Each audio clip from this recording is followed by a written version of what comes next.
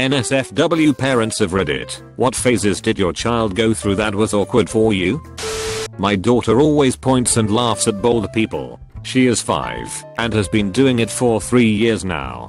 So not really a phase. We've gone over so many times how it's impolite and hurts feelings, but to her a bald person is like the most amazing thing that she has to scream out to the world that this guy is bald. My son went through a phase when he pretended he was his own imaginary friend. He followed himself everywhere. Sometimes they fought. He lost himself in a store one day and ran up and down the aisle screaming his own name. My son was a strange kid. My daughters both colored their hair random colors and my oldest went through a facial piercing stage. But I figured if that was the worst they were doing I wasn't gonna pitch a fit. Both had excellent grades. My oldest graduated high school with a 3.8 GPA and went straight to college. Sadly she and her boyfriend were both killed by a drunk driver 10 months ago. My youngest is still trying to bounce back from losing her best friend. Sadly she hasn't dyed her hair anymore. I'm the child here, but I'm sure this made my dad very awkward and uncomfortable. I don't know how much you guys remember about the Fairly Odd Parents, but there was one character who always said, "Do you think I'm sexy?" Me being 8, I had no idea what that really meant, so I would constantly go up to my dad and say, "Do you think I'm sexy?" in the funny tone the character would speak it in. God, I cringed so much thinking about that. Not a parent, but my little brother went through some phases that were awkward for everyone. These included needing to be fully naked with the door open to take a shit, refusing to learn how to wipe. But the funniest was his tucking clothes into his butt phase. We'd go to the beach, and he'd tuck the back of his swimmers between his cheeks, so it looked like he was wearing a G-string. He'd have a football game, and he'd pull his pants up as high as they go, and tuck them into his butt and play the game like that. Even just regular shorts he'd attempt to give himself a nice deep wedgie. He doesn't remember ever doing this, but the shame and embarrassment will never leave the rest of my family. My son is 4, and he has been in the infatuated by his junk stage. I try to approach the situation delicately, because he shouldn't be ashamed of his body, so I don't want to be like "that's bad." But it's difficult because he'll be like, "Mommy look." My little brother went through the lovely phase where he just tried to touch everyone's genitals all the time. His siblings, parents, friends, relatives. God, it was so painful. I mean literally, he wasn't a gentle little toddler. I call it the aggressively enthusiastic genital poking phase. I'm not a parent, but when I was smaller I couldn't pronounce my C's. Any word that started with the letter C was replaced with a T. So naturally I spot a cat out in the backyard and proceed to ask my dad if he likes titties. He chuckles and responds with, "Yes son, I do like titties." I'm a nanny and the 2-year-old I watched just met the Easter Bunny for the first time this year. Now, without warning, in the middle of conversations he will look behind me and say, "Easter Bunny going to get you." Every time I'm afraid to turn around. Sister here, but awkward for the whole family. My little brother never did it at my mother's house, but whenever we were at my dad's, whenever he went to the bathroom he would stay there screaming at the top of his lungs, "Dad, come wipe my bum," from the ages of 4 to 8. He knew how to do it, but he just wouldn't leave the bathroom unless dad went up, and dad tried leaving him there and not answering many times, but he just sat in there for hours.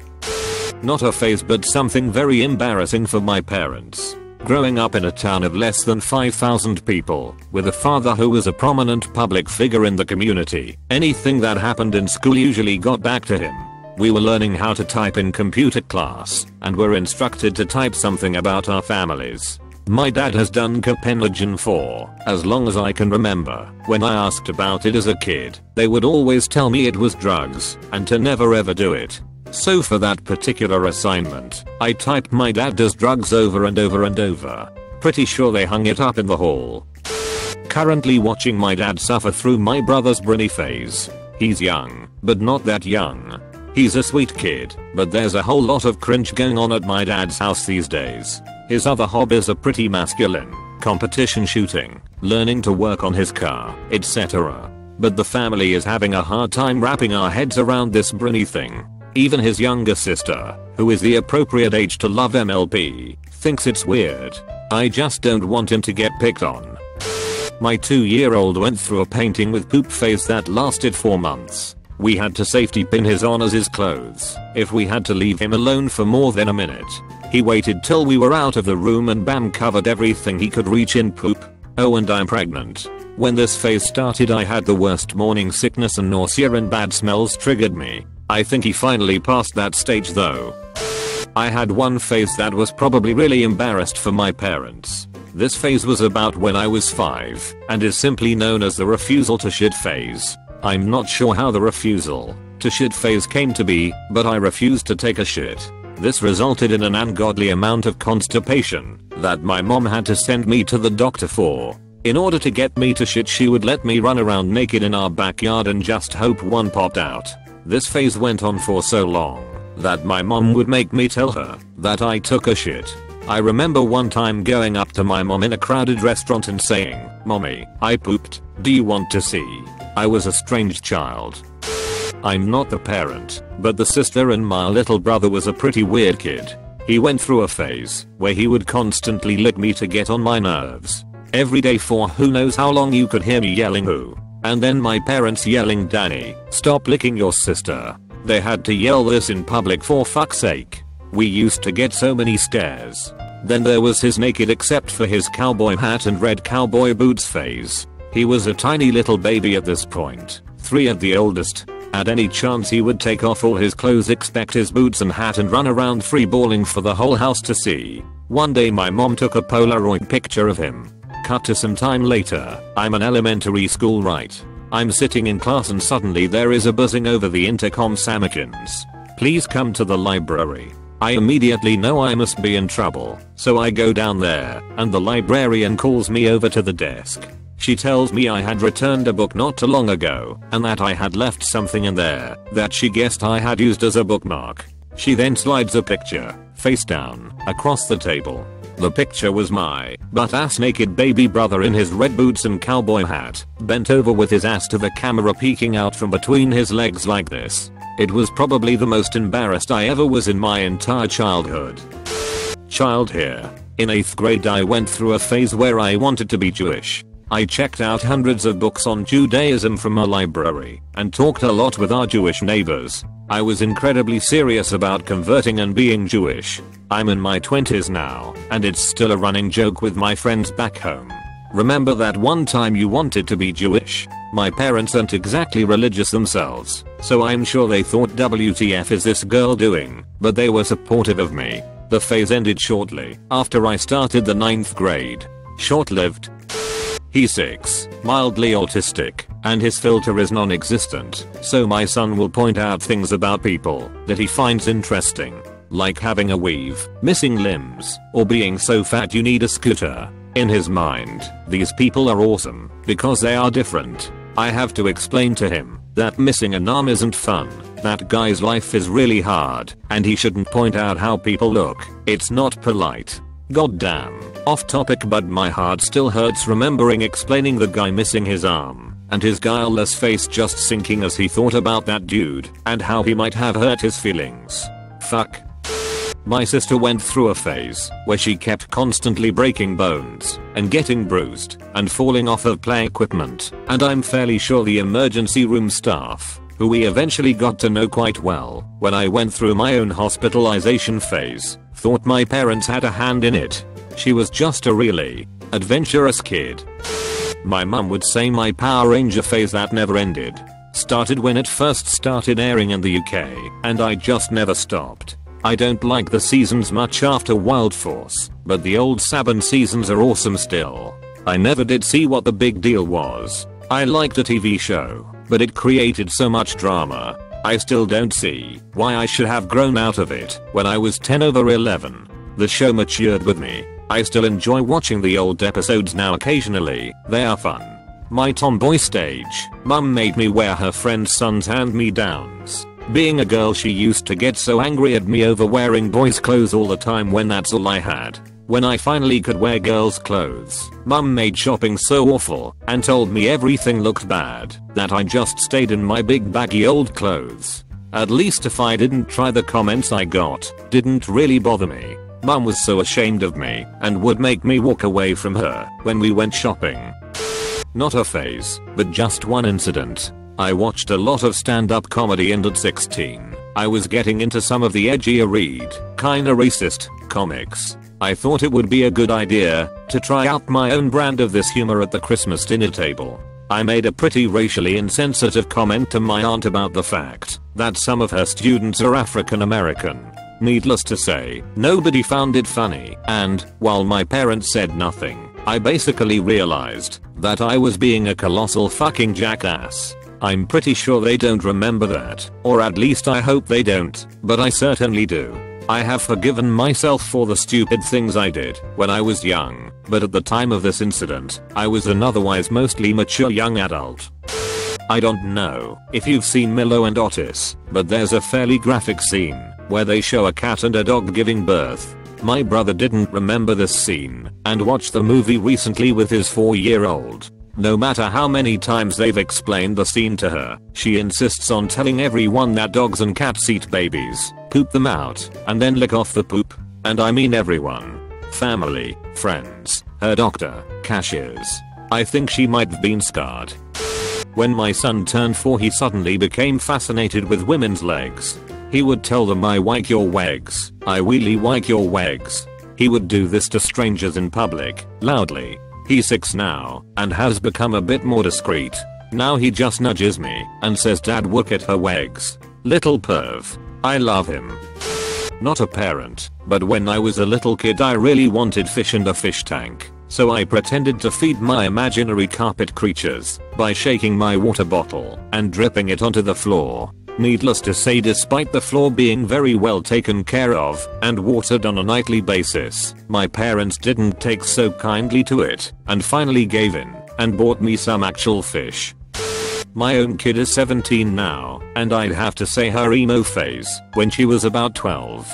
Not my kid, but my 3-year-old niece really likes clothes. If you take her in a store with you, you're risking her saying, in a loud 3-year-old voice, "Oh, I do not like that lady's shirt/dress/shoes. It's ugly." On the plus side, she often compliments people's clothes, but you just never know when a simple trip to get apple juice is going to end with offending some innocent bystander in the store. When I was a young boy I was fascinated with knives and swords and stuff, and my mom would never let me have any, no pocket knives or anything. And one day I found a thing full of knives, and I took them all and hid them in my room. I think she thought I wanted to kill someone. The fact that I duct taped one to the end of a baseball bat to make a spear didn't help anything either. When I was like 7, my mum had these 2 friends that were a lesbian couple, and they shared a house and stuff, and I didn't know what lesbian meant, and I thought that it was just being grown up and sharing a house with your best friend, and I thought that is the coolest thing ever. So I told my mum that me and my best friend were lesbians, and she was chill with it, but I would tell every adult that mum stopped to chat with when she would be like, "This is my daughter and her friend," I'd be like, "We're lesbians." I soon discovered what lesbians actually meant, and although I turned out to be heterosexual, I'm very glad about how wonderful and accepting my mother was of my 7-year-old lesbian phase. Not a parent, but as a small child I would do headstands on railings all the time. My mom figured out that if she let me do them, I would get bored and come down eventually, but if she tried to stop me, I would get startled and fall. I'm pretty sure that I dropped myself on my head as a child. Parent to an almost 2-year-old girl. Getting ready for potty training. She is very interested in bathroom stuff, and we are trying to keep her interested so we can be successful with potty training. That means my wife and I leave the door open when we go. My daughter used to just stand by the door and watch. However, she is getting more and more curious. She wants to see what comes out of where and where it goes. So she is now right up in our business when we are on the can. Literally, she will try and force herself right into watch. So recently I was groggy in the early morning and went to take a pee. Standing up, peeing, and my daughter came in to watch. Didn't think anything of it, as it is fairly normal. However, she stands up on her tippy toes and suddenly leans over to see where my stream of urine is going in the bowl, and I pee all over her head. Not a fun cleanup or explanation to my wife. My son, aged 4, wanted to know what a certain bit of his body was called, so I explained about testicles. I'm the mum. His dad was deployed at the time. My son was so delighted with this new bit of knowledge that he made up a testicle song and sang it loudly all the time, everywhere. For those who want to sing along at home, it bore quite some resemblance to Bicycle Race by Queen. Tiesticle, tiesticle. This was kind of strange, I thought. My youngest daughter, when she was around 6, would have these bouts where she would become very withdrawn and cry for no apparent reason. Finally I was able to get out of her that she had this urge to do things by beats, she would say, and that it would drive her crazy. I thought maybe she had OCD or something, but she also said that she would have urges to do bad things to herself, like hurt or kill herself, or thoughts to do bad things, and she couldn't make them go away. She's 11 now, and she has shown no signs of this behavior for the past several years, so whatever it was seems to have gone away. But to me, it was quite unnerving and a bit frightening. Anybody have any ideas what this could have been? Let's see. She calls anyone in a hijab/burqa a doctor because Doc McStuffins wears a mask over her face sometimes. She was told she has smelly feet once. Now she says, you wanna smell my feet in the same way Anna says you wanna build a snowman. She says daddy is a dickhead occasionally. She rages at people on the road and says they are naughty drivers. She's 3. My 5-year-old, who used to eat any and everything in sight, suddenly won't eat anything. She hates red meat. If it has a spot on it, oh dear god, the world has ended. Oh, and if she doesn't like it or doesn't want to eat, she tells everyone who will listen, I didn't eat today. She'll eat like half a Pop-Tart for breakfast. I pack her lunch for school and she comes home with the entire lunch minus her orange. We'll sit at the dinner table for an hour waiting on her to eat, and she's just like, I'm not hungry. The doctor says she's healthy and she'll eat when she's hungry.